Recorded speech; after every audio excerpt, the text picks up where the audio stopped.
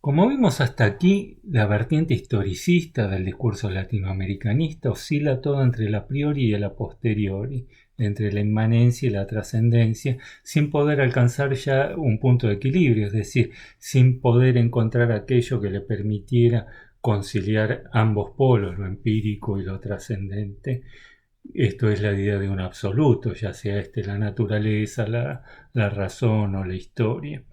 Ahora bien, esta oscilación recorre de conjunto a todo el pensamiento latinoamericanista, comprendiendo los distintos terrenos por los que ésta se despliega.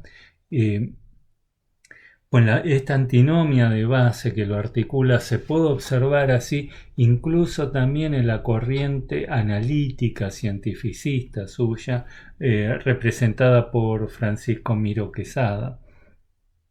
La perspectiva de Miró Quesada puede considerarse como una traducción del concepto de Roy del a priori histórico al plano epistemológico.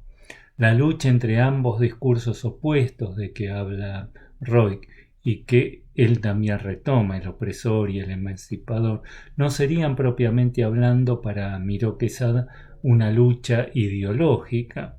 La ideología del sujeto oprimido, si bien se trata de un saber contingente, histórico, sin embargo va a trascender su condición como tal, como una mera ideología particular, superaría su estatuto como tal para identificarse sin más con una verdad.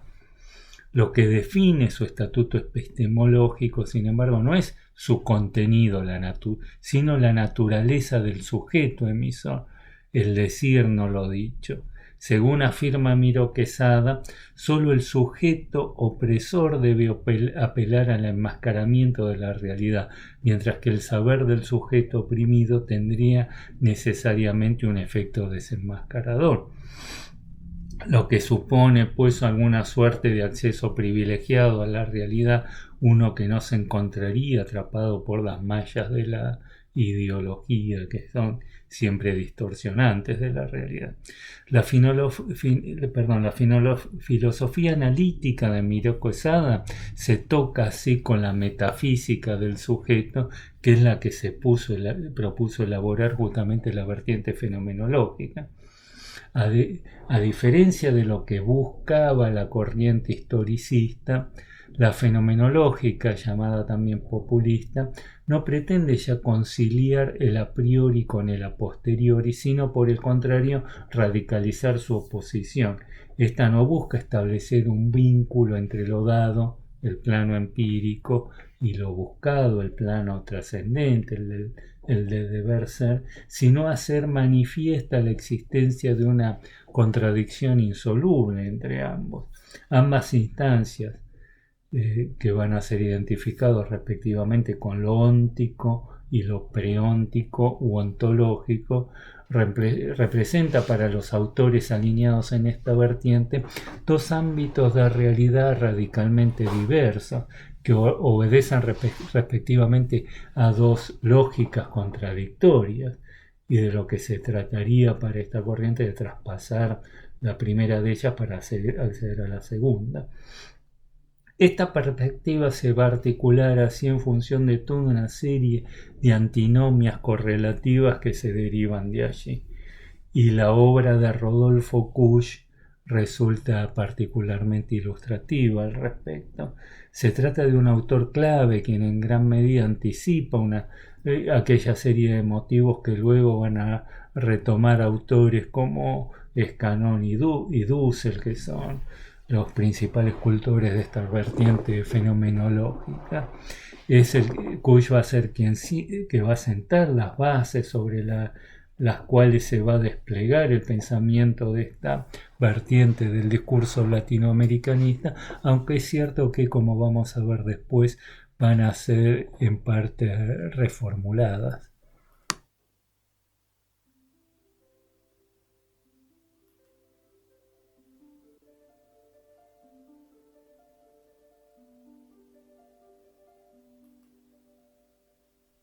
Rodolfo Kusch fue un personaje bastante peculiar.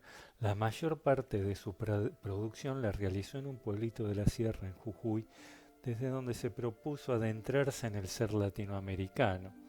Su obra se despliega en una amplia gama de terrenos, pero acá nos vamos a enfocar en sus textos ensayísticos y en particular en dos de ellos, que son los que resumen su perspectiva: América Profunda de 1962 y Esbozo de una Antropología Americana de 1978. En estas obras encontramos ya definido la base de lo que va a ser el programa de la vertiente fenomenológica del latinoamericanismo, la cual se propuso traspasar el plano empírico para acceder a un ámbito de realidad más primitivo, que es donde se hallarían las determinantes fundamentales de todo desarrollo histórico. El pensamiento de Sqush se desplegará así a partir de una serie de antinomias. La antinomia de base que ordena su discurso es aquella entre el ser y el estar, este último una suerte de traducción del concepto heideggeriano de Dasein, el ser ahí.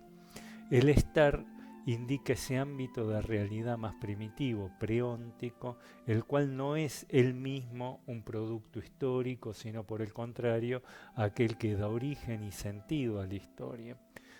Su fundamento último, en fin, un arqué.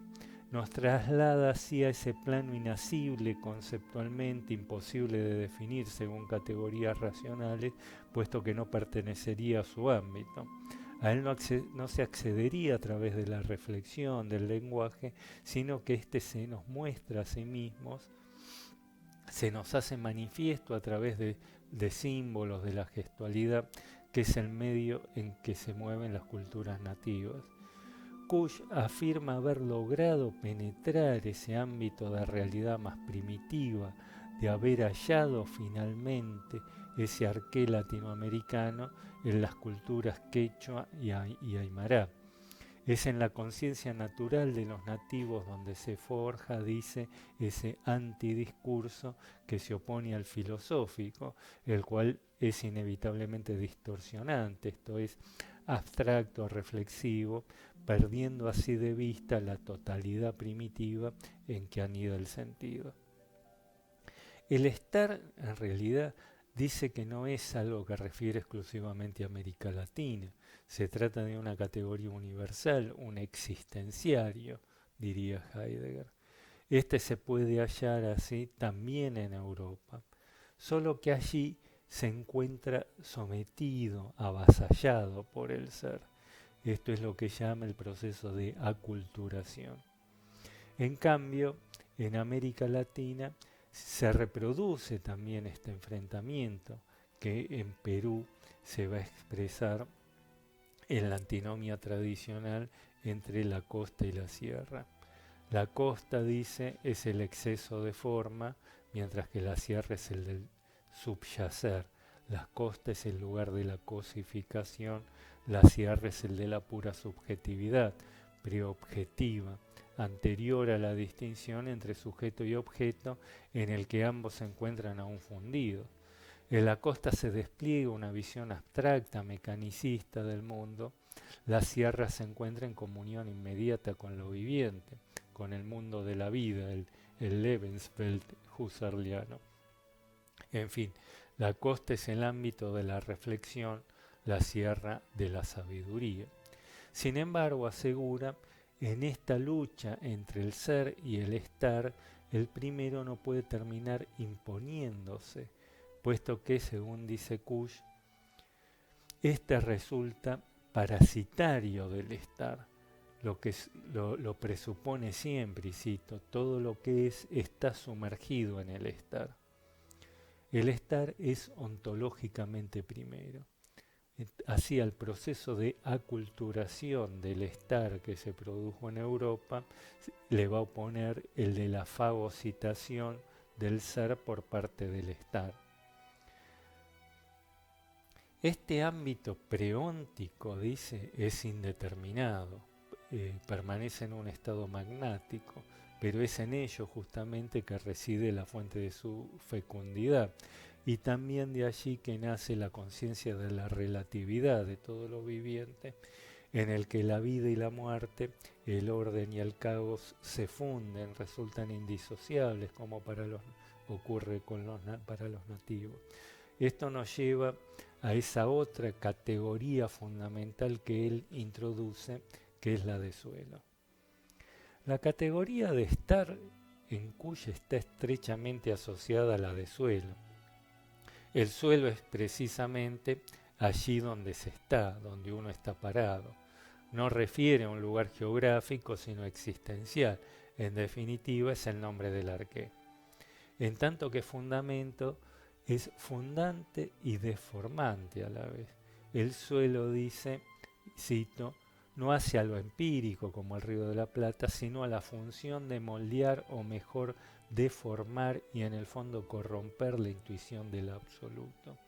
Por eso, lo que cree poner a priori la mera razón sufre una ruptura y por eso una deformación. Todo esto dice Kush que le fue transmitido por su informante Santa Cruz Pachacuti. Ahora bien, cabe aquí preguntarse cuál es ese suelo sobre el cual se funda la propia perspectiva de Kush y en definitiva toda la filosofía latinoamericanista en su vertiente fenomenológica. Para Kush no se trata de un suelo empírico, material, con la geografía física, sino cultural, las culturas quechua y aymara. Sin embargo, puede aún cuestionarse si realmente es de allí de donde nace su filosofía, más precisamente, hasta qué punto es la cultura nativa la que funda su discurso o inversamente. Es su discurso el que conforma su visión de la cultura nativa. Y en dicho caso, cuál es la estructura de ese discurso, cuál es la serie de presupuestos de orden conceptual que se encuentra en su base, que es lo que vamos a analizar a continuación.